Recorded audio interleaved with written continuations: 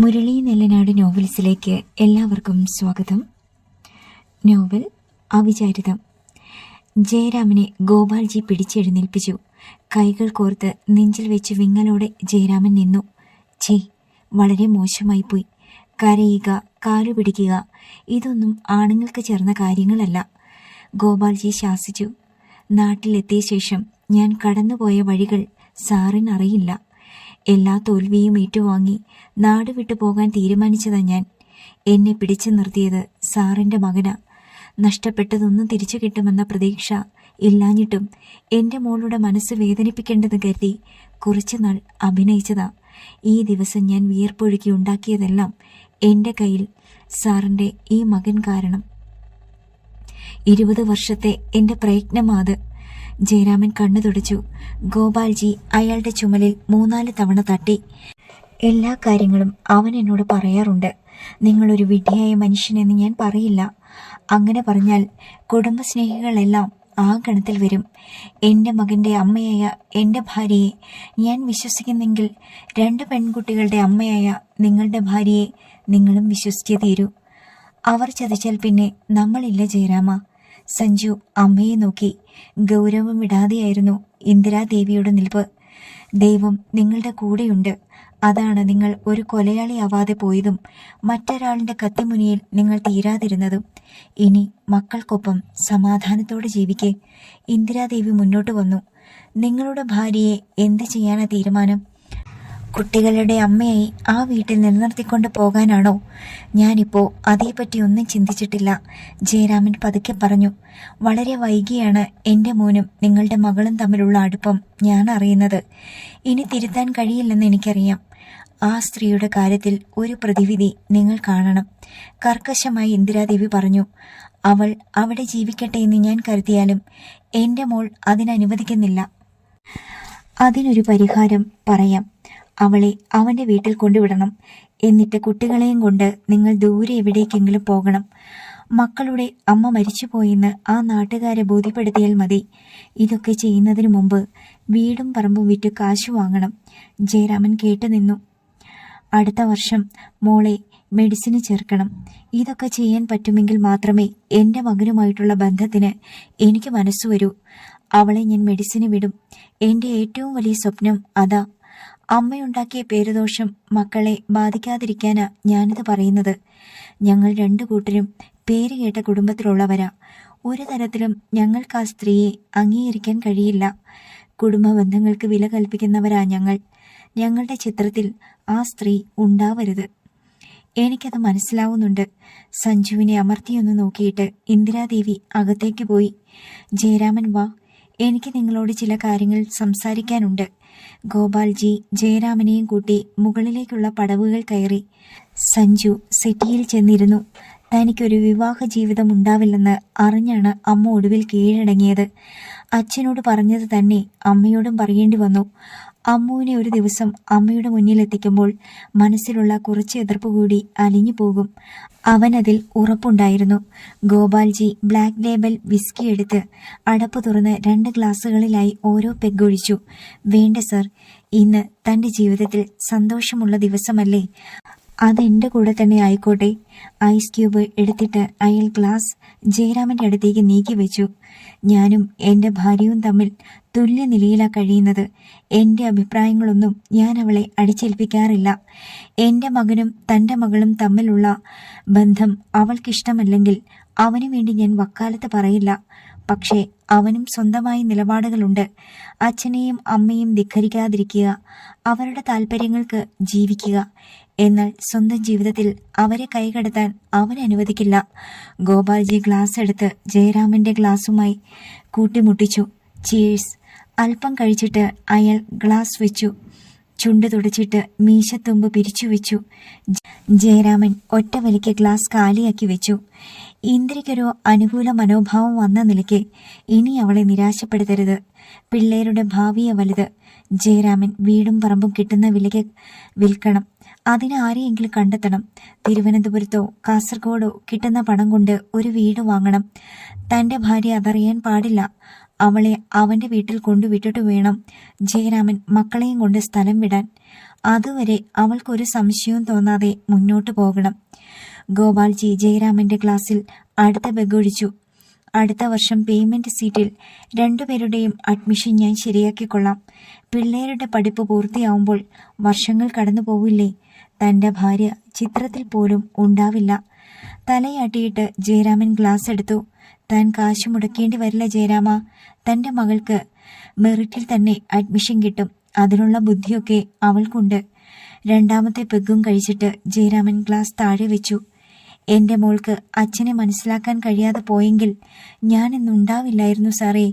ഇളയ കുട്ടിക്ക് ഇപ്പോഴും ഒന്നും അറിയില്ല.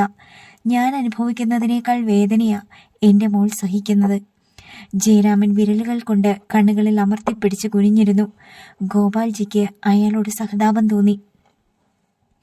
ഭദ്രൻ ചാരുപടിയിൽ നിന്ന് എഴുന്നേറ്റിട്ട് മുണ്ട് മുറുക്കി ഉടുത്തു.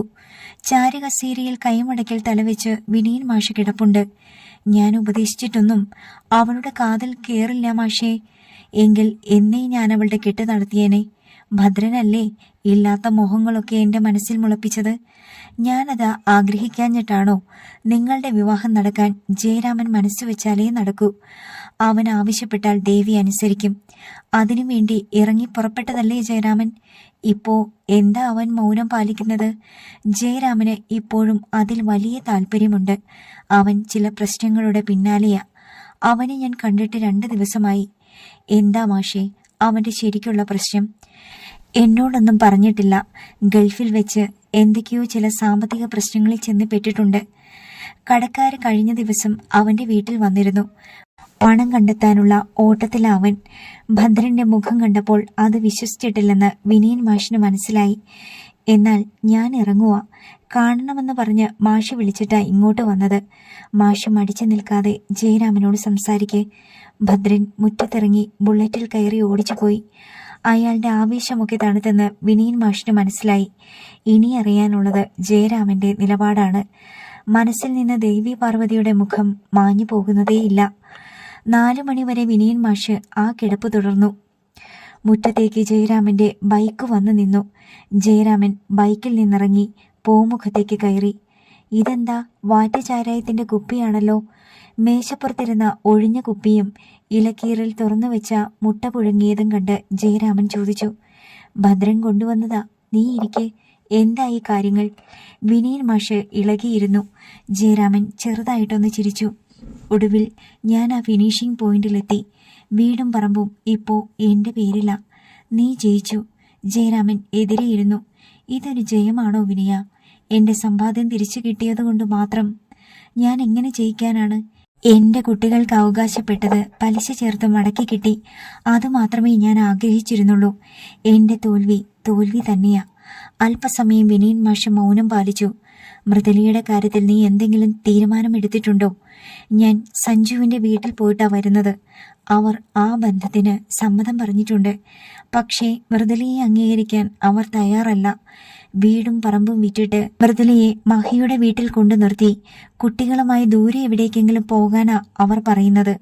വിനീൻ മാഷ് നിവർന്നിരുന്നു. മറ്റൊരു വീട്ടിൽ കൊണ്ടുവിട്ടിട്ട് പോകാൻ അവൾ പൂച്ചയോ പട്ടിയോ ആണോ? നീയും അവളും തമ്മിൽ ബന്ധമില്ലാതാവണമെങ്കിൽ ഡിവോഴ്സ് നടക്കണം. അല്ലാതെ ഭാര്യയെ വേണ്ടെന്ന് വെച്ചിട്ട് മക്കളുമായി കടന്നു കളയാൻ നിനക്ക് കഴിയില്ല. 2 പെൺമക്കളുടെ അമ്മയാവൾ. തന്റെ പെൺമക്കളെ നീ തട്ടിക്കൊണ്ടുപോയെന്ന് അവൾ പരാതി കൊടുത്താൽ നിനക്കെന്ത് ചെയ്യാനാവും? എവിടെ പോയി ഒളിച്ചാലും പിന്നാലെ പോലീസ് വരില്ലേ? ഞെട്ടലോടെ ജയരാമൻ വിനയൻ മാഷിനെ നോക്കി. ഇത്രയ്ക്ക് വിവേകബുദ്ധിയില്ലാത്ത ആളാണോ സഞ്ജുവിന്റെ അച്ഛൻ? അയാളൊരു ബീഡിയോ അല്ലേ? മൃദുലയും മഹിയും ഒന്നിച്ച് ജീവിക്കുമെന്ന ധാരണയില്ല ഗോപാൽജി സാർ അത് പറഞ്ഞത്. അവൻ അവളെ കൂടെ പൊറപ്പിക്കുമെന്ന് നീ കരുതുന്നുണ്ടോ? ഏതോ സിനിമാ നടിയെ കല്യാണം കഴിക്കാനിരിക്കുകയല്ലേ അവൻ. നീ തന്നെയല്ലേ അതെന്നോട് പറഞ്ഞത്? ജയരാമൻ മൂളി. ഞാനൊന്ന് ചോദിക്കട്ടെ, മൃദുലയും മഹിയും തമ്മിൽ വഴിവിട്ട ബന്ധമുണ്ടെന്ന് തെളിയിക്കാൻ നിന്റെ കയ്യിൽ എന്ത് തെളിവുണ്ട്? 2 കാര്യങ്ങളെ നിനക്ക് പറയാനുള്ളൂ. ഒന്ന്, അവളുടെ അക്കൗണ്ടിൽ കിടന്ന പണം അവന് കൊടുത്തു. മറ്റൊന്ന്, വീടും പറമ്പും ഈടുവെച്ച് 3 കോടി രൂപ എടുത്ത് അവന് സിനിമ പിടിക്കാൻ കൊടുത്തു. മകളെ കെട്ടാൻ പോകുന്ന പയ്യന് വേണ്ടിയാണ് താനത് ചെയ്തതെന്ന് അവൾ വാദിച്ചാൽ നിന്റെ ആരോപണത്തിന്റെ മുനിയൊടിയില്ലേ? മാത്രമല്ല ആ പണം അവൻ പലിശ ചേർത്ത് തിരിച്ചു തരികയും ചെയ്തു. അതൊരു സാമ്പത്തിക ഇടപാട് മാത്രമല്ലേ ജയരാമ? ജയരാമന്റെ ഭാവപകർച്ച കണ്ട് വിനയൻ മാഷ് ചിരിച്ചു. ഇതല്ലാതെ എന്തുണ്ട് മൃദുലയ്ക്കെതിരെ നിനക്ക് നിരത്താൻ തെളിവ്? മറിച്ച് അവൾക്ക് പറയാൻ ഒരു കാരണമുണ്ട്. നിനക്ക് വേണ്ടി ഇപ്പോഴും കാത്തിരിക്കുന്ന മുറപ്പെണ്ണിന് വേണ്ടിയാ നീ അവളെ അപമാനിക്കാൻ ശ്രമിച്ചതെന്ന് നാട്ടിലുള്ള ഒരാൾ പോലും മൃദുല പിഴച്ചവളാണെന്ന് പറയില്ല. വിനയ, തകർച്ചയോടെ ജയരാമൻ വിളിച്ചു. അതേടാ, എല്ലാ വശങ്ങളും നീ ഒന്ന് ചിന്തിച്ചു നോക്ക്. മൃദുലയെ ഒരു തരത്തിലും നിന്റെ ജീവിതത്തിൽ നിന്ന് പറിച്ചു മാറ്റാൻ കഴിയില്ല. നിന്നെ വേദനിപ്പിക്കാനോ വിഷമിപ്പിക്കാനോ അല്ല ഞാനിത് പറയുന്നത്. അവളെ പുറത്താക്കാൻ തുനിഞ്ഞാൽ നീ കുറ്റക്കാരനാകും. നിന്റെ കുട്ടികൾക്ക് വേണ്ടി നീ അവളെ സഹിച്ചേ തീരൂ. നിന്റെ ജീവിതകാലം മുഴുവനും അവൾ നിന്റെ ഒപ്പം ഉണ്ടാവണം.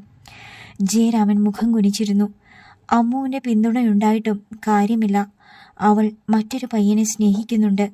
മഹിയെ ഒഴിവാക്കേണ്ടത് അവളുടെയും ആവശ്യമായി ചിത്രീകരിക്കപ്പെടും. അവൾക്ക് മറ്റൊരു പയ്യനെ വേണം, നിനക്ക് മുറപ്പെണ്ണിനെയും. എല്ലാവരും അങ്ങനെ വ്യാഖ്യാനിക്കും. ജയരാമൻ എഴുന്നേറ്റു. നീ ഇരിക്കെ. വരാൻ പോകുന്ന ഭവിഷ്യത്തിനെ പറ്റി നിനക്ക് ഞാനൊരു സൂചന തന്നതാണ്. നിന്നെ അത് ഓർമ്മപ്പെടുത്തേണ്ട ബാധ്യത എനിക്കില്ലേടാ. വിനയൻ മാഷ് കസേരപ്പടിയിൽ കൈയൊന്നി എഴുന്നേറ്റു. നിന്റെ അവഗണനയും മക്കളുടെ ആട്ടം തുപ്പും സഹിച്ചുള്ള ഒരു ജീവിതം, അതാണ് മൃദുലയ്ക്ക് കിട്ടേണ്ട ശിക്ഷ. അല്ലാതെ അവളെ കൈയൊഴിയാനോ കൊന്നുകളയാനോ ശ്രമിക്കരുത്.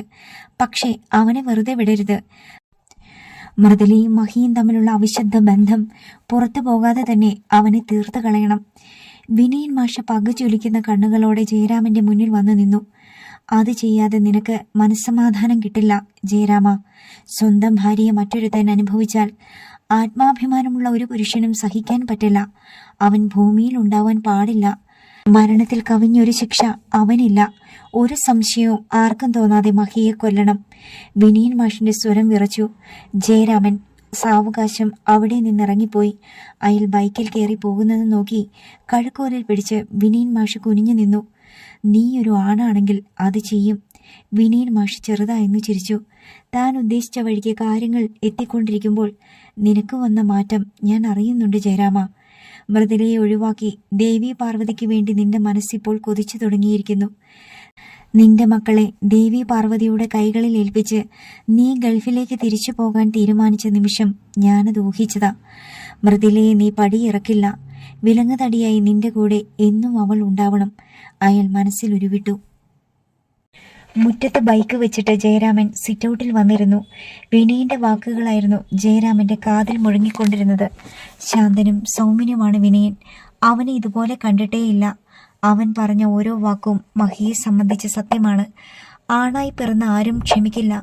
ഒരു കൊല ചെയ്ത് ജയിലിൽ പോയാൽ തൻ്റെ മക്കൾക്ക് ആരുമില്ലാതാകും. മക്കൾ പോലും അച്ഛനോട് ക്ഷമിക്കില്ല.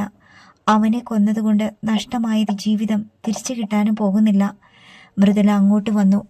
അവൾ കുളി കഴിഞ്ഞ് അഴിച്ചിട്ട മുടിയിൽ വിരൽ പായിച്ച് അയാൾക്കടുത്തേക്ക് വന്നു നിന്നു. ചന്ദന സോപ്പിന്റെ മണം അയാളെ ഓർമ്മകളിലേക്ക് വലിച്ചിഴിച്ചു കൊണ്ടുപോയി. ചിട്ടിക്കാരുടെ ഇടപാടൊക്കെ തീർന്നോ? ആ തലവേദന തീർന്നു കിട്ടി. അയാൾ എഴുന്നേറ്റ് അകത്തേക്ക് പോയി. പിന്നാലെ മൃദുല ചെന്നു. ഡൈനിങ് ഹാളിൽ അമൃത ഇരിപ്പുണ്ടായിരുന്നു. മഹി എന്നെ വിളിച്ചിരുന്നു. 30-ാം തീയതി അബുദാബിക്ക് പോകുന്നത് മാറ്റിവെച്ചോ? കടബാധ്യതയൊക്കെ തീർന്നില്ലേ? എഗ്രിമെന്റ് പ്രകാരം വീടിന്റെ രജിസ്ട്രേഷന് 3 മാസം കാലാവധിയുണ്ട്. ഇനി തിടുക്കം കാണിക്കേണ്ട കാര്യമെന്താ? മൃദുല അയാളെ അമ്പരപ്പോടെ നോക്കി. പോകാൻ ജയേട്ടനല്ലേ തിടുക്കം കാണിച്ചത്? ഇപ്പോഴത്തെ എന്റെ തീരുമാനം ഇതാ. അയാൾ ഷർട്ടിന്റെ ബട്ടൺ വിടർത്തി. 1 മാസത്തെ സമയമുണ്ട്. പിന്നെന്തിനാ ധൃതി പിടിച്ചോടുന്നത്? അതിനിടയ്ക്ക് ചില കാര്യങ്ങളൊക്കെ ചെയ്തു തീർക്കാനുണ്ട്. അഡ്വാൻസ് വാങ്ങിയതിൽ നിന്ന് ബാക്കി വന്ന പണം കൊടുത്ത് പുതിയ വീടിന് എഗ്രിമെന്റ് എഴുതണം. 3 മാസത്തെ കാലാവധി അതിന് വെക്കാം. എത്രയും പെട്ടെന്ന് വീട് വാങ്ങി മാറാമെന്നല്ലേ ജയേട്ടൻ പറഞ്ഞത്? പിന്നെന്തിനാ 3 മാസം നോട്ടീസ്? എത്രയും പെട്ടെന്ന് പോകാനല്ലേ ആഗ്രഹിച്ചത്? ഞാൻ എൻ്റെ അധ്വാനം കൊണ്ട് പണിത വീട്ടിൽ കുറച്ചു കാലം ജീവിച്ചോട്ടെ. ഒരു മോഹാന്ന് കൂട്ടിക്കോ. അമൃതയുടെ ചിരി കണ്ടപ്പോൾ മൃദുലയുടെ ശരീരം വിറച്ചു. പിന്നെ അബുദാബിക്ക് പോകുമ്പോൾ മഹിയെ കൂടെ കൊണ്ടുപോകണ്ടെന്ന എൻ്റെ തീരുമാനം. അതിന് കാരണം ഞാൻ പറഞ്ഞില്ലേ? നീ ഒന്നും അറിഞ്ഞതായി അവനോട് ഭാവിക്കണ്ട. ജയരാമൻ മുറിയിലേക്ക് നടന്നു. അച്ഛൻ എന്തിനാ മഹിയേട്ടനെ ഒഴിവാക്കുന്നത്? കുറേ പണം വന്നപ്പോൾ സഹായിച്ചവരെയൊക്കെ വേണ്ടത് വെക്കാനാണോ അച്ഛൻ്റെ തീരുമാനം? എനിക്കെങ്ങനെ അറിയാം? ഏതോ ഒരു കുഞ്ഞിക്ക പറഞ്ഞത് കേട്ട് ജീവിക്കാനാ നിന്റെ അച്ഛൻ തീരുമാനമെടുത്തിരിക്കുന്നത്. അനിഷ്ടത്തോടെ മൃദുല പറഞ്ഞു. ഇനി എന്റെയും മഹിയേട്ടന്റെയും കല്യാണം നടത്താനും അച്ഛന് താല്പര്യമില്ലാതാവുമോ? ചെന്ന് ചോദിക്ക്. മൃദുല വെട്ടിത്തിരിഞ്ഞ് കിച്ചണിലേക്ക് പോയി. അമൃത ഗൂഢമായി ചിരിച്ചു. ഇതുവരെ സഞ്ജുവിന്റെ തിരക്കഥയായിരുന്നു. അതിന്റെ ബാക്കി പൂർത്തിയാക്കാൻ പോകുന്നത് ഞാനായിരിക്കും. നിങ്ങൾ കാത്തിരുന്നോ. ഒരു ദയയും നിങ്ങൾ എന്നിൽ നിന്ന് പ്രതീക്ഷിക്കേണ്ട. സഞ്ജു ലൈറ്റ് അണച്ച് ബെഡിലേക്ക് ചാഞ്ഞു. AC-യുടെ റിമോട്ട് തപ്പിയപ്പോൾ സെൽഫോൺ റിങ് ചെയ്തു. അവൻ ടേബിളിലിരുന്ന ഫോൺ എടുത്തു നോക്കി. സോനുവിന്റെ കോളാണ്. 8 മണിക്ക് അവളെ വിളിച്ചെങ്കിലും ഫോൺ എടുത്തിരുന്നില്ല. അവൻ എഴുന്നേറ്റിരുന്ന് ലൈറ്റ് ഇട്ടു. ഹലോ മാഡം, ഷിൻ വിളിച്ചിരുന്നില്ലേ? ഞാൻ അറിഞ്ഞില്ല. ഞങ്ങളൊരു ഫിലിമിന് പോയിരുന്നു. Phone silent മോഡിലായിരുന്നു. ബിസി ആയിരിക്കുമെന്ന് ഞാൻ കരുതി. മാഡം എവിടെയാ? എറണാകുളത്താണോ? ഞങ്ങൾ കോഴിക്കോടിന് പോന്നു. ഷൂട്ട് 2-ാം തീയതിയിലേക്ക് മാറ്റിവെച്ചു. ഹീറോ ശ്രീജിത്ത് വീണ് കാലിൽ എന്തോ പരിക്ക് പറ്റി. ഒരാഴ്ചത്തെ റെസ്റ്റ് വേണമത്രേ. അതാണോ ഷൂട്ട് മാറ്റിവെക്കാൻ കാരണം? അതോ പ്രൊഡ്യൂസറുടെ കയ്യിൽ കാശില്ലാഞ്ഞിട്ടോ? ഏയ്, ഫിനാൻസ് പ്രോബ്ലം ഒന്നുമില്ല. മാഡത്തിന് അതെങ്ങനെ ഉറപ്പിച്ച് പറയാൻ കഴിയും? ഷിൻ എന്താ അങ്ങനെ പറഞ്ഞത്? എനിക്കറിയാം അയാളുടെ കയ്യിൽ പണമില്ലെന്ന്. അവൻ ചിരിച്ചു. അങ്ങനെയൊരു ടോക്ക് ലൊക്കേഷനിലുണ്ടെന്ന് എനിക്കറിയാം. പക്ഷേ ഇപ്പോ അങ്ങനെയൊരു പ്രോബ്ലം ഇല്ല. ഷിൻ ചോദിച്ചതുകൊണ്ട് പറയാം. മമ്മി കൂടി കോ പ്രൊഡ്യൂസറായി ചേർന്നിട്ടുണ്ട്. പടം ഇറക്കിയല്ലേ പറ്റൂ. ഷൂട്ട് ഉടനെ തുടങ്ങും. അങ്ങനെയും സംഭവിച്ചോ? നിങ്ങൾ എത്ര രൂപ ഇറക്കി? 1.5 കോടി. 2 ദിവസം മുമ്പല്ലേ നിങ്ങൾ മഹേഷിന് പണം കൊടുത്തത്? അതെ. സഞ്ജുവിന് കാര്യങ്ങൾ ബോധ്യമായി. 1.5 കോടി രൂപ സിനിമയുടെ പേര് പറഞ്ഞ് അവരിൽ നിന്ന് വാങ്ങിയാണ് മഹി വീടിന്റെ ആധാരം വീണ്ടെടുത്തത്. വീടും പറമ്പും 3 കോടിക്ക് പണയപ്പെടുത്തിയതിൽ 1.5 കോടി അവന്റെ കയ്യിലുണ്ടാവും. ഗൾഫിലെ പണം വന്നാൽ അമ്മുവിന്റെ അച്ഛൻ കൈയോടെ അവന് കൊടുക്കാൻ പോകുന്നത് 7 കോടിയല്ലേ? മഹി എവിടെ നിന്നെങ്കിലും പണം കണ്ടെത്തുമെന്ന് തന്റെ നിഗമനം പിഴച്ചില്ല. അവന്റെ വലയിൽ ചെന്ന് വീണത് സോനു ആയിപ്പോയി. ഹലോ, അവളുടെ സ്വരം വന്നു. ഷൂട്ട് മാറ്റിവെക്കാനുള്ള യഥാർത്ഥ കാരണം ഹീറോ വീണ കാലൊടിഞ്ഞതൊന്നുമല്ല. സംശയമുണ്ടെങ്കിൽ നിങ്ങൾ ഹീറോയെ വിളിച്ചു ചോദിക്കേ. ചോദിക്കേണ്ട രീതിയിൽ ചോദിച്ചാൽ അവൻ പറയും. മഹേഷാണ് അവനെ കൊണ്ട് അങ്ങനെ കള്ളം പറയിച്ചത്. ഷൂട്ടിംഗ് നടക്കാനും പോകുന്നില്ല. ആ പണം വേറെ വഴിക്ക് പോയി. ഷിൻ എന്താ ഇങ്ങനെയൊക്കെ സംസാരിക്കുന്നത്? സോനുവിന്റെ സ്വരത്തിൽ പതർച്ചയുണ്ടായി. ഇനി ഞാനൊരു സത്യം പറയാം. എന്റെ ശരിക്കുള്ള പേര് ഷിൻ എന്നല്ല. സിനിമയിൽ അഭിനയിക്കാനുള്ള മോഹവുമായിട്ടല്ല ഞാൻ വന്നത്. ഒരു നല്ല ഡോക്ടർ ആവുകയാണ് എൻ്റെ സ്വപ്നം. അതിൻ്റെ പരിശ്രമത്തിലാണ് ഞാൻ. പിന്നെ നിങ്ങൾ ആരാ? എന്താ നിങ്ങളുടെ ഉദ്ദേശം? സഞ്ജു ചിരിച്ചു. എനിക്കൊരു ഉദ്ദേശമേ ഉള്ളൂ. നിങ്ങളെല്ലാം മഹേഷ് മാമ്പള്ളി എന്ന് വിളിക്കുന്ന ചതിയും വഞ്ചനയും മാത്രം കൈമുതലായുള്ള ആ മഹി രാവണനെ പൊളിച്ചെടുക്കുക. അവനെ അറിയാൻ ഒരുപാടുണ്ട്. ഒരു മൊബൈൽ ഷോപ്പിൽ സെയിൽസ്മാനായി നിന്ന മഹി എങ്ങനെ ഫിലിം പ്രൊഡ്യൂസറായെന്ന കഥ, 1 രൂപയുടെ സമ്പാദ്യമില്ലാത്ത ഒരു ഫ്രോഡിന്റെ വളർച്ചയുടെ ചരിത്രം. മറുവശത്ത് നിന്ന് ഒച്ച കേട്ടില്ല. നിങ്ങൾക്ക് പോയ 1.5 കോടി തിരിച്ചു കിട്ടാൻ പോകുന്നില്ല. കാരണം അവന്റെ കയ്യിൽ ഇപ്പോ ഒന്നുമില്ല. ഇനി മറ്റൊരു പെണ്ണുകൂടി അവന്റെ കെണിയിൽ വീഴരുത്. നിങ്ങൾ ആരാ? എനിക്ക് നിങ്ങളെ ഒന്ന് കാണണം. അവളുടെ കരച്ചിൽ അവന്റെ കാതിൽ വീണു. നാളെ എപ്പോ വേണമെങ്കിലും കാണാം. സോനു എറണാകുളത്തേക്ക് വന്നാൽ മതി. അവൻ ആരാണെന്ന് മനസ്സിലാക്കുന്നത് വരെ ഞാൻ പറഞ്ഞ കാര്യങ്ങൾ മനസ്സിൽ വെക്കുന്നതാണ് നല്ലത്. കാരണം അവനെയും കൊണ്ട് എനിക്ക് കുറച്ചു ദൂരം കൂടി പോകാനുണ്ട്. സഞ്ജു കോൾ കട്ട് ചെയ്തു. Hello hello. സോനുവിന്റെ സംസാരം കേട്ട് വാതിൽക്കൽ വന്നു നിന്ന ഭാമിനി അവൾക്കടുത്തേക്ക് വന്നു. എന്താ നീ എന്തിനാ കരയുന്നത്? കരച്ചിലിനിടയിൽ അവൾ എല്ലാം ഭാമിനിയോട് പറഞ്ഞു. ബെഡിലിരുന്ന അവൾ ഭാമിനിയുടെ അരയിൽ ചുറ്റിപ്പിടിച്ച് പൊട്ടിക്കരഞ്ഞു. നമുക്കുള്ളതെല്ലാം പോയി മമ്മി. നമ്മൾ എന്ത് ചെയ്യും മമ്മി? ഏത് വിശ്വസിക്കും, ഏത് വിശ്വസിക്കാതിരിക്കും? ഇത്രയും കാശ് മുടക്കിയിട്ട് മഹി പ്രോജക്റ്റ് വേണ്ടെന്ന് വെക്കുമോ? മഹിയേട്ടനോടുള്ള വൈരാഗ്യം വെച്ച് ഷിൻ കള്ളം പറഞ്ഞതല്ല. നമ്മളിത് മഹിയേട്ടനോട് പറയുമെന്ന് അവനറിയില്ലേ? മഹിയേട്ടൻ അവനെ വെറുതെ വിടുമോ? ഭാമിനിക്ക് ഉത്തരമില്ലായിരുന്നു. ആ പണം മറ്റാരുടെയോ കടം തീർത്തെന്ന ഷിൻ പറഞ്ഞത്. മഹിയേട്ടന്റെ എല്ലാ ചരിത്രവും അവനറിയാം. അറിയാതെ പോയത് നമ്മൾ മാത്രം. സോനു പൊട്ടിക്കരഞ്ഞു. ഭാമിനിയുടെ തൊണ്ട വറ്റി വരണ്ടു. ടേബിളിലിരുന്ന ജഗ് എടുത്ത് ഗ്ലാസ്സിലേക്ക് വെള്ളം പകരുമ്പോൾ കൈകൾ വിറച്ച് പുറത്തേക്ക് തൂവി.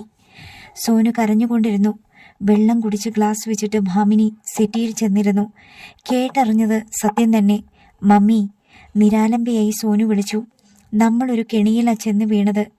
നിന്റെ ജീവിതം മാത്രമല്ല, എൻ്റെ സകല സമ്പാദ്യവും അവൻ കവർന്നെടുത്തു. ഈ ഭൂവിൽ സ്വന്തമെന്ന് പറയാൻ ഇനി ഒന്നുമില്ല. നിന്റെ മാനവും പോയി, എൻ്റെ സ്വത്തും പോയി. കരഞ്ഞില്ലെങ്കിലും ഭാമിനിയുടെ കണ്ണുകൾ നിറഞ്ഞു. മഹിയേട്ടനോട് നമ്മൾ ഇപ്പോൾ ഒന്നും ചോദിക്കരുതെന്ന് അവൻ എന്നോട് പറഞ്ഞത്.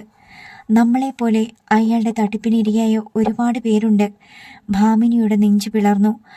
അവനൊരു നല്ല പയ്യനാണെന്നാണ് ഞാൻ ആദ്യം കരുതിയത്. കൂടുതൽ അടുത്തു കഴിഞ്ഞിട്ടാണ് അവനെപ്പറ്റി എനിക്ക് സംശയങ്ങൾ തോന്നിയത്. പണം കൊടുക്കേണ്ടത് ഞാൻ തീരുമാനിച്ചതും അതുകൊണ്ടാ. സ്നേഹിക്കുന്ന പെണ്ണിനെ വലയിലാക്കി ഹിഡൻ ക്യാമറ വെച്ച് ബെഡ്റൂം സീൻ ഷൂട്ട് ചെയ്ത് വിലപേശിയവനെ വീണ്ടും വിശ്വസിച്ചതാ നമുക്ക് പറ്റിയ വലിയ മണ്ടത്തരം. അവന്റെ വിലപേശലിൽ വീണുപോയല്ലോ ദൈവമേ ഞാൻ. കരയുന്ന പ്രതിമ പോലെ സോനു ഇരുന്നു. കുറച്ചു നേരത്തെ ആലോചനയ്ക്ക് ശേഷം ഭാമിനി തുടർന്നു.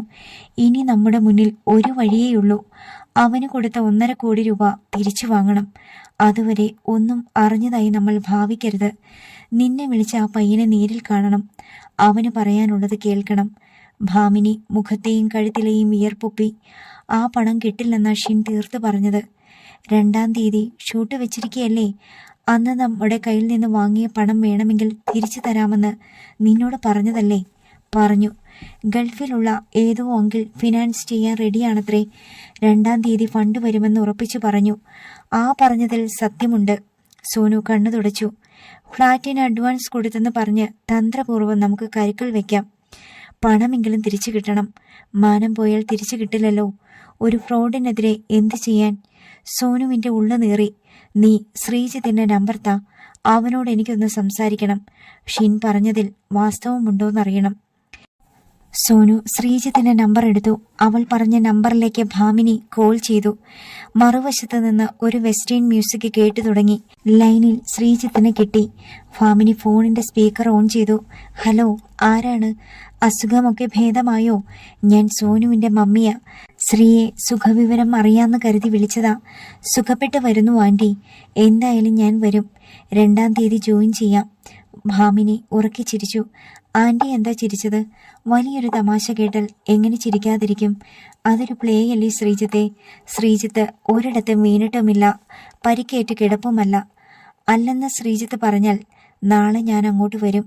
പരിക്കേറ്റ് കിടക്കുന്നയാൾ മുങ്ങിക്കളയില്ലല്ലോ. നമ്മൾ തമ്മിൽ 30 കിലോമീറ്ററിന്റെ ദൂരം മാത്രമേയുള്ളൂ. ആൻറ്റി എന്താ ഇങ്ങനെയൊക്കെ പറയുന്നത്? എൻ്റെ ചോദ്യത്തിന് മറുപടി പറ. അല്ലെങ്കിൽ ഞാൻ അജി സാറിനെ വിളിച്ചു പറയും. എല്ലാം അറിഞ്ഞു വെച്ചാ ഞാൻ സംസാരിക്കുന്നത്. അയ്യോ, ചതിക്കല്ലേ ആൻറ്റി.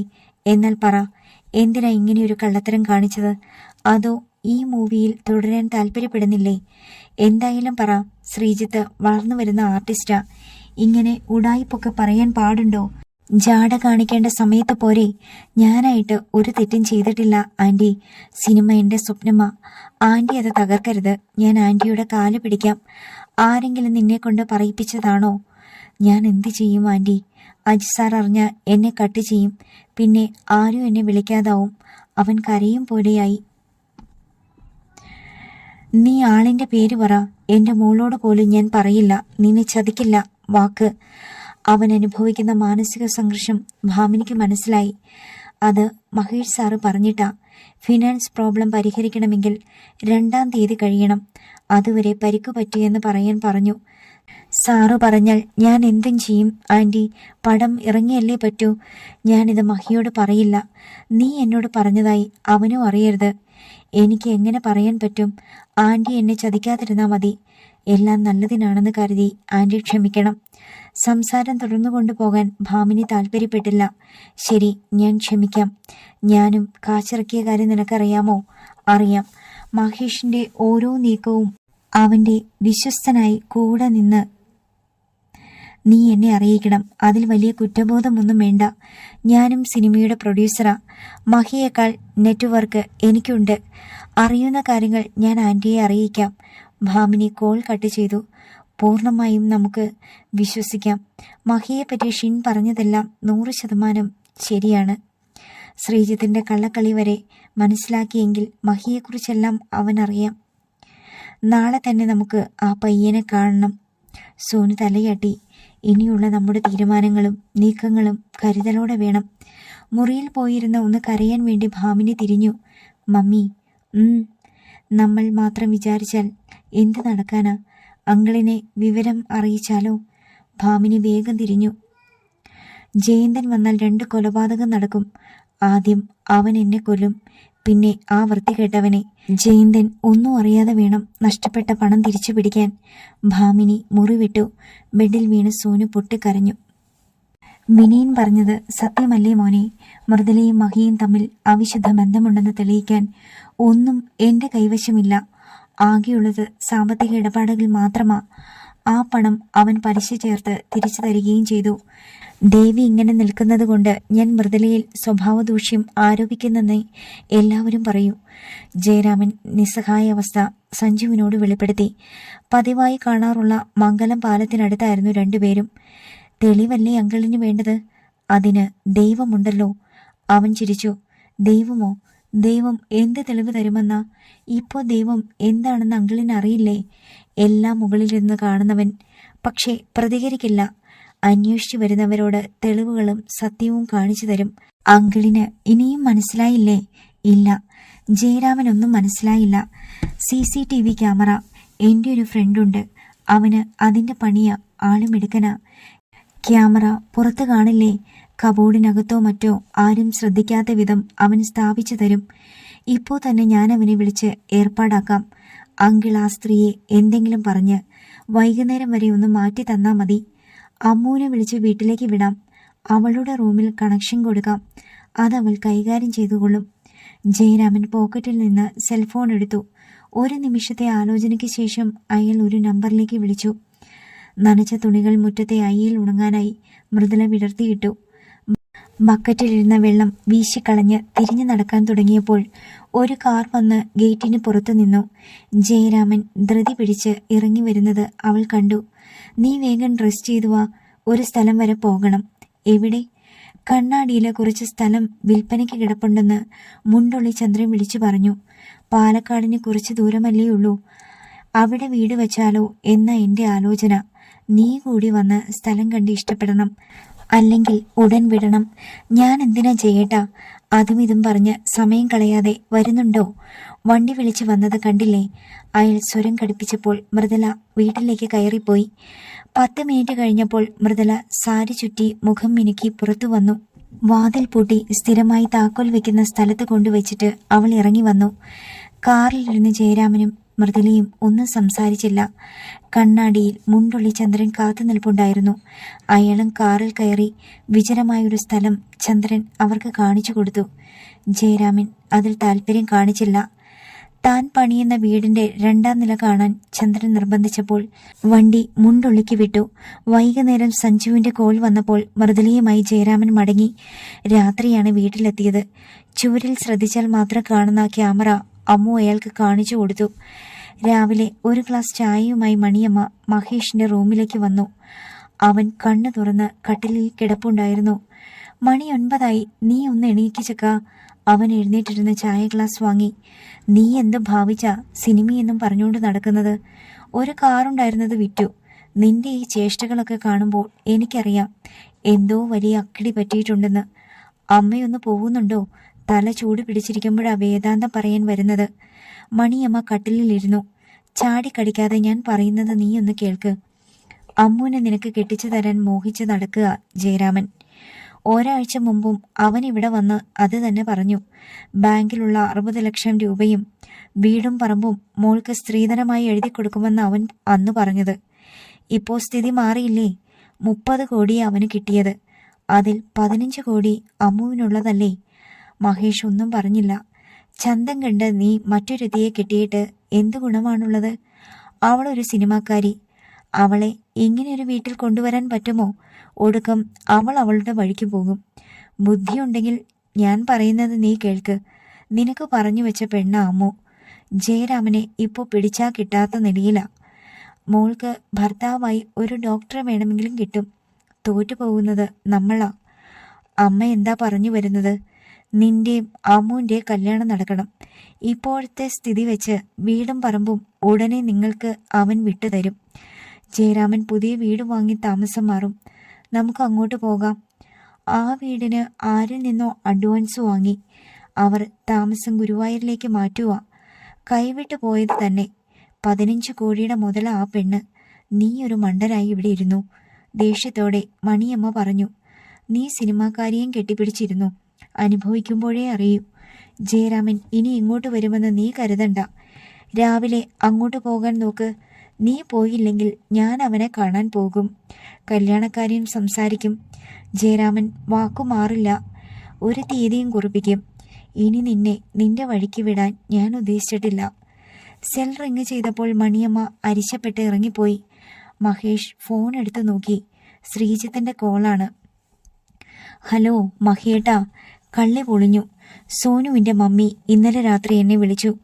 അവന്റെ സംസാരം കേട്ട് മഹേഷ് ഇരുന്നു. എനിക്കിത് മഹിയേട്ടനോട് പറയാതിരിക്കാനാവില്ല. അജി സാർ അറിഞ്ഞാൽ ഞാൻ ഫീൽഡിൽ നിന്ന് ഔട്ടായത് തന്നെ. ഭാമിനി എങ്ങനെ ഇതറിഞ്ഞു? അവരതെന്നോട് പറഞ്ഞില്ല. സത്യം പറഞ്ഞില്ലെങ്കിൽ അജി സാറിനോട് പറയുമെന്നും അവർ രാവിലെ എൻ്റെ വീട്ടിൽ വരുമെന്നും ഭീഷണിപ്പെടുത്തി. നീ വെച്ചോ. മഹേഷ് ഫോൺ ബെഡിലിട്ടതും സെൽ വീണ്ടും റിങ് ചെയ്തു. ഡിസ്പ്ലേയിൽ ഭാമിനി ആൻറ്റി എന്ന് കണ്ടു. അവൻ ഫോൺ എടുത്തു. ആൻറ്റി പറ. അലക്ഷ്യമായി അവൻ പ്രതികരിച്ചു. ഷൂട്ട് 2-ന് തുടങ്ങുമല്ലേ? അപ്പോഴേക്കും ശ്രീജിത്തിന്റെ വിഷമതകൾ മാറുമെന്നാണ് സോനു പറയുന്നത്. മഹേഷിന് മൂളാനേ കഴിഞ്ഞുള്ളൂ. നമ്മൾ ഒരു എഗ്രിമെന്റ് വെച്ചെങ്കിലും മഹി അത് കാര്യമാക്കണ്ട. നമുക്കത് ക്യാൻസൽ ചെയ്യാം. 2-ാം തീയതി മഹിക്ക് കുറച്ച് ഫണ്ട് വരുമെന്ന് സോനു പറഞ്ഞിരുന്നു. മമ്മിയുടെ കാശ് മഹിയേട്ടൻ തരുമെന്ന അവൾ ഗർവോടെ പറയുന്നത്. മഹിയുടെ ആദ്യത്തെ പടമല്ലേ, അത് മഹിയുടെ മാത്രം പേരിൽ ഇറങ്ങുന്നതാ എന്തുകൊണ്ട് നല്ലത്. അനുനയത്തിലുള്ള അവരുടെ സംസാരത്തിന്റെ പൊരുൾ മഹേഷിന് മനസ്സിലായില്ല. നിങ്ങളുടെ കല്യാണം കഴിഞ്ഞാൽ പിന്നെ വാലുപോലെ ഞാൻ അവളുടെ പിന്നാലെ ഉണ്ടാവില്ല. കുടുംബത്തിൽ നിന്ന് എൻ്റെ ഷെയർ വിറ്റ് കിട്ടിയ പണമാ ഞാൻ മഹിക്ക് തന്നത്. എൻ്റെ പണം വേണ്ടെന്ന് അവൾ പറഞ്ഞ നിലയ്ക്ക് കുണ്ടന്നൂരിലെ ഫ്ളാറ്റിന് ഇന്ന് ഞങ്ങൾ അഡ്വാൻസ് കൊടുക്കും. ഏട്ടൻ നാട്ടിൽ നിന്ന് തിരിച്ചിട്ടുണ്ട്. 5-ാം തീയതി രജിസ്ട്രേഷൻ ചെയ്യാനാ തീരുമാനം. മഹി 2-ാം തീയതി പണം മടക്കി തരണം. മഹേഷിന്റെ ഉടൽ ചൂട് പിടിച്ചു. നാട്ടിലോ ഒന്നുമില്ല, എവിടെയെങ്കിലും സ്വന്തമെന്ന് പറയാൻ ഒരു ചേക്ക വേണ്ടേ? 1.5 കോടിക്ക് അടുത്ത വില. ഹലോ മഹി. അവൻ മൂളി. നിങ്ങളുടെ കല്യാണം കഴിഞ്ഞാൽ മഹിയും സോനുവും മറ്റൊരു സ്ഥലത്തേക്ക് പോകണ്ട. അവിടെ നിങ്ങൾക്ക് താമസിക്കാം. ഒരു ദിവസം നമുക്ക് പോയി ഫ്ലാറ്റ് കാണാം. അവൻ ചലിക്കാതെ ഇരുന്നു. 2-ാം തീയതി തന്നെ ക്യാഷ് തരണേ. എന്നാൽ ശരി മഹി, സി യു. സംസാരം നിലച്ചു.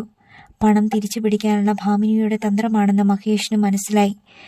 പടം നടക്കില്ലെന്ന് അവർ മനസ്സിലാക്കി കഴിഞ്ഞു. ശ്രീജിത്തിനെ വിളിച്ച് കുടയണമെങ്കിൽ പിന്നിൽ ആരോ കളിക്കുന്നുണ്ട്. ജയരാമൻ 30-ാം തീയതി അബുദാബിയിൽ പോയില്ലെങ്കിൽ 2-ാം തീയതി ഷൂട്ട് നടക്കില്ല. അതോടെ എല്ലാം തകരും. സോനുവിനെ ഇനി സ്വപ്നം കണ്ടിട്ട് കാര്യമില്ല. മഹേഷിന്റെ തല പെരുത്തു. ഇനിയുള്ളത് അമ്മ പറഞ്ഞ വഴി മാത്രമാണ്. മഹേഷ് തിടുക്കത്തിൽ കുളി കഴിഞ്ഞ് ഡ്രസ് ചെയ്ത് പുറത്തേക്ക് വന്നു. നീ എവിടേക്കാ? മണിയമ്മ അങ്ങോട്ട് വന്നു. ജെയിൻ മാമയെ ചെന്ന് കാണണം. അമ്മ പറഞ്ഞത് കേട്ടില്ലെന്ന് വേണ്ട. അങ്ങനെ നല്ല ബുദ്ധിയോടെ ചിന്തിക്ക്. നീ ഒന്ന് പോയേച്ചു വാ. അത് കഴിഞ്ഞ് ഞാൻ പോകാം. ആ പോക്കിൽ ദിവസം കുറിപ്പിക്കണം. എത്രയും വേഗം കല്യാണവും നടത്തണം. മഹേഷ് മുറ്റത്തിറങ്ങി. കുറേ കാലമായി ഷെഡിൽ കയറ്റി വെച്ചിരുന്ന പഴയ ബൈക്ക് തള്ളിയിറക്കി. കുറേ പണിപ്പെട്ടാണ് അത് സ്റ്റാർട്ട് ചെയ്തത്. തൻ്റെ പ്രിയപ്പെട്ട ഇന്നോവ ഇപ്പോൾ പുലിക്കാട്ടിൽ ആന്റണിയുടെ വീട്ടുമുറ്റത്ത് കിടപ്പുണ്ട്. ബെൻസ് എന്ന മോഹം മനസ്സിൽ വെച്ചാണ് കിട്ടിയ വിലയ്ക്ക് അത് വിറ്റത്. അത് തൻ്റെ ഭാഗ്യവണ്ടിയായിരുന്നെന്ന് ബൈക്കിലിരിക്കുമ്പോൾ അവൻ ഓർത്തു. മഹേഷ് ബൈക്കിൽ ചെന്നിറങ്ങുമ്പോൾ മൃദുല സിറ്റൗട്ടിലേക്ക് വരുന്നത് കണ്ടു. അവൻ വീട്ടിലേക്ക് കയറി ചെന്നു. മൃദുലയുടെ മുഖത്ത് ഒരു വിഷാദഭാവമായിരുന്നു. അവൾ വാതിൽ ഒഴിഞ്ഞു നിന്നപ്പോൾ മഹേഷ് ഹാളിലേക്ക് കയറി. ജയൻമാമ ഇല്ലേ? ഇവിടിപ്പോ ആരുമില്ല. അവൾ ചുമർ ചാരി നിന്നു. അവൻ കസേരയിൽ ചെന്നിരുന്നു. അബുദാബി യാത്രയിൽ നിന്ന് അയാൾ എന്നെ ഒഴിവാക്കിയത് എന്തിനാ? നിന്നോട് അങ്ങനെ പറഞ്ഞോ? ഇന്നലെ ഞാൻ വിളിച്ചപ്പോൾ തിരക്കാണെങ്കിൽ നീ വരണ്ട, ഞാൻ പോയിക്കൊള്ളാമെന്ന് പറഞ്ഞു. 2 ആഴ്ച കഴിഞ്ഞേ പോകുന്നുള്ളൂന്ന്. അയാൾ എന്താ നിലപാട് മാറ്റാൻ കാരണം? എനിക്കറിയില്ല മഹി. 30-ാം തീയതി നീ അയാളെ കയറ്റി വിട്ടേ പറ്റൂ. 2-ാം തീയതി ഷൂട്ട് തുടങ്ങിയില്ലെങ്കിൽ പടം വീഴും. വേറൊരു വലിയ പ്രശ്നം കൂടിയുണ്ട്. ഭാമിനിയുടെ കയ്യിൽ നിന്ന് 1.5 കോടി വാങ്ങിയ വീടിന്റെ ആധാരം തിരിച്ചെടുത്തത്. 2-ാം തീയതി അവർക്ക് ആ പണം തിരിച്ചു കൊടുക്കണം. ഒരു ഫ്ലാറ്റ് വാങ്ങാൻ വെച്ചിരുന്ന പണമാ എന്നെ വിശ്വസിച്ച് അവർ തന്നത്. മൃദുല നിലത്ത് മിഴിയൊന്നു നിന്നു. നീ ഇങ്ങനെ മിണ്ടാതെ നിന്നാലൊന്നും പറ്റില്ല. നിന്റെ വാക്ക് കേട്ട ഞാൻ കയ്യിലിരുന്നതും കടം മറിച്ചും കാറ് വിറ്റും 3 കോടിയും അതിന്റെ പലിശയും ഉണ്ടാക്കിയത്. അവൻ ഒച്ചയെടുത്തു. ഞാൻ വിചാരിച്ച ഒന്നും നടക്കില്ല മഹി. എന്റെ കൈവശമുണ്ടായിരുന്നതെല്ലാം പോയി. ജയേട്ടനെ ഇപ്പോൾ നിയന്ത്രിക്കുന്നത് കാസർഗോഡുകാരൻ ഒരു കുഞ്ഞിക്കയാ. അയാളെ കണ്ടു വന്നേ പിന്നെയാ ഒരു മാറ്റം. മാറ്റമോ? എന്തു മാറ്റം? ഞെട്ടലോടെ അവൻ ചോദിച്ചു. പുതിയ വീടും പറമ്പും ജയേട്ടന്റെ പേരിലാ വാങ്ങുന്നത്. അതുമാത്രമല്ല, ഗൾഫിൽ നിന്ന് വരുന്ന 30 കോടിയും സ്വന്തം അക്കൗണ്ടിലിടാനാ തീരുമാനം. പണം കയ്യിലുണ്ടെങ്കിലേ ആണിന് വിലയുള്ളൂ എന്ന്. എനിക്ക് തരാമെന്ന് പറഞ്ഞ 7 കോടി തരില്ലേ? അവൾ ശബ്ദിച്ചില്ല. അത് മുന്നിൽ കണ്ടാ ഞാനിതൊക്കെ ചെയ്തത്. എനിക്ക് ആ പണം കിട്ടിയേ പറ്റൂ. ഭാമിനിയുടെ കടം തീർക്കണം. സിനിമ പുറത്തിറക്കണം. ജയേട്ടൻ നിനക്ക് പണം തരാൻ തയ്യാറല്ലെങ്കിൽ ഞാൻ എന്ത് ചെയ്യാനാ? എടീ, അലറിക്കൊണ്ട് അവൻ ചാടി എഴുന്നേറ്റു. പണം കണ്ടപ്പോൾ നിന്റെ മനസ്സ് മാറിയോ? നിനക്ക് ഞാൻ വേണ്ടാതായോ? എന്താണ് നിന്റെ ഉദ്ദേശം? എന്നെ പറത്തിയിട്ട് സുഖിച്ച് ജീവിക്കാമെന്നൊരു മോഹം നിന്റെ മനസ്സിൽ തോന്നി തുടങ്ങിയെങ്കിൽ അത് നിന്റെ നാശത്തിനായിരിക്കും. അവൻ ആളിക്കത്തി. നിസ്സംഗതയോടെ മൃദുല നിന്നു. നിനക്ക് വേണ്ടി എനിക്ക് ചെയ്യാൻ കഴിയുന്നത് ഒന്നു മാത്രമാണ്, എന്റെ ജീവിതം അവസാനിപ്പിക്കുക. നീ അത് കാണാൻ ആഗ്രഹിക്കുന്നെങ്കിൽ സാരിത്തുമ്പിൽ ഞാൻ ജീവനൊടുക്കും. അവൻ കിതപ്പോടെ തുറച്ചു നോക്കി. 1 രൂപ പോലും നിനക്കെന്നല്ല ആർക്കും കൊടുക്കില്ലെന്ന ഉറച്ച തീരുമാനത്തിൽ ആ മനുഷ്യൻ. പണം കണ്ട് നില മറന്ന മട്ടില. ജയേട്ടനിൽ നിന്ന് ഒന്നും പ്രതീക്ഷിക്കേണ്ട മഹി. നിനക്ക് പണം തരില്ലെന്ന് തീരുമാനിച്ചതുകൊണ്ടാ അബുദാബി യാത്രയിൽ നിന്ന് നിന്നെ ഒഴിവാക്കിയത്. ആ പണം കൊണ്ട് ജയേട്ടൻ മറ്റെന്തൊക്കെയോ പ്ലാൻ ചെയ്യുന്നുണ്ട്. കൂട്ടിന് കുഞ്ഞിക്കയും. ഭൂമി തകിടം മറിയുന്നത് പോലെ മഹേഷിന് തോന്നി. ഒരു കാര്യവും എന്നോട് ചർച്ച ചെയ്യാൻ ജയേട്ടനിപ്പോൾ താല്പര്യമില്ല. വിലയില്ലാത്തവളായി ഞാൻ മാറിയിരിക്കുന്നു. ജീവിക്കണമെങ്കിൽ ജയേട്ടന്റെ ഔദാര്യം വേണം. മഹിക്ക് കൊടുക്കാമെന്ന് പറഞ്ഞതല്ലേ? ആ പണം അവന് കൊടുക്കാൻ ഞാൻ യാചിച്ച് പറഞ്ഞതാ. അവൻ ബിസിനസ് ചെയ്ത് കാശുണ്ടാക്കട്ടെ എന്ന നിലപാടിൽ ഉറച്ചു നിൽക്കുക. മഹേഷ് ഞെട്ടലിൽ നിന്നുണരാൻ കുറേ സമയമെടുത്തു. നമ്മൾ തമ്മിലുള്ള ബന്ധത്തെപ്പറ്റി അയാൾക്ക് എന്തെങ്കിലും സംശയമുണ്ടോ? ഇല്ല, എനിക്കത് ഉറപ്പായി പറയാൻ കഴിയും. വിനയൻ മാഷിന്റെ കളി വല്ലതുമാണോ? ജയരാമന്റെ ആത്മസുഹൃത്ത് അയാളെ സൂക്ഷിക്കണം. ലോട്ടറിയുടെ കാര്യം അയാൾ അറിഞ്ഞിട്ട് കൂടിയില്ല. അയാളിൽ നിന്ന് അത് മറച്ചു വെച്ചിരിക്കുക. ഞാൻ പറഞ്ഞല്ലോ, കുഞ്ഞിക്ക ഇപ്പോ ജയേട്ടന്റെ ദൈവം. മഹേഷിന്റെ നിയന്ത്രണം വിട്ടു. അവൻ മുന്നോട്ടാഞ്ഞ് മൃദുലയുടെ കഴുത്തിന് കുത്തിപ്പിടിച്ചു. അവൾ കുതറിപ്പിടഞ്ഞെങ്കിലും അവൻ വിട്ടില്ല. നിന്റെ മനം മാറ്റത്തിന് കാരണം മനസ്സിലായിടി. നിന്റെ വാക്ക് കേട്ട ഞാൻ മണ്ടനായി. നിന്നെ ഞാൻ വെറുതെ വിടില്ലടി.